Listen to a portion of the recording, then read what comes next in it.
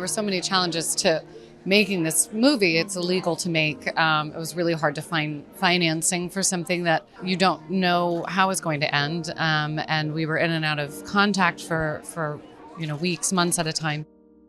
I'm a filmmaker from Afghanistan, and the story of Afghan women is my story. And I would like to dedicate my life to tell the story of women of Afghanistan. And I was thinking to do something and to raise their voice, and what better than the tool of cinema.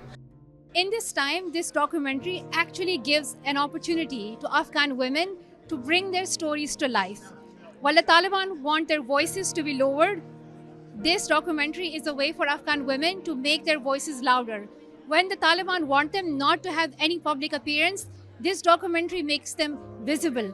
I believe that this documentary is a form of resistance for Afghan women. I didn't really help Sahra with her vision of the film. She's an incredible artist, and I was blown away by the footage that she was getting and the ensemble that she put together. It was really just my job to make sure that she got to make the film that she wanted to make.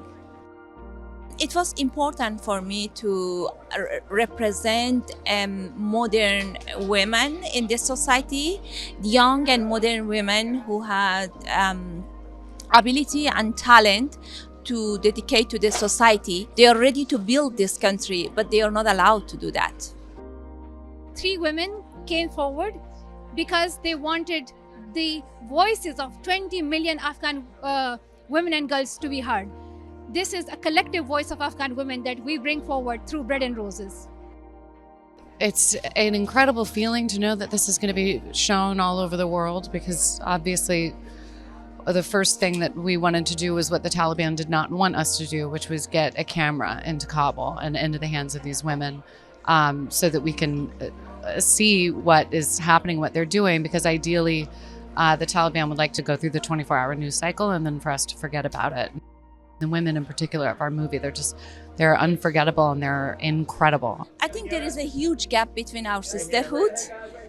While other women, for example, in US and the rest of the world are doing Me Too campaign, we are still fighting for having a right to go back to school. And plus, we had so much achievement in Afghanistan as a woman, and with the collapse of Kabul, we lost all the basic rights. There's so much that all of us can do. And those who will be watching this documentary will have a sense of what can I do. And I always tell people there's so much that you can do. You can go and talk to your friends. You can share this documentary with more people. Apple's been such an incredible partner. We're so lucky to have Apple and to be here hosted by Apple tonight. I hope this film could bring more change, and I believe it will. Especially want to thank Apple TV Plus for giving us this opportunity to bring the stories of Afghan women to the screen. I believe that this documentary reminds us that it's women who should have control over how they want to live their lives and what do they want to do in their lives.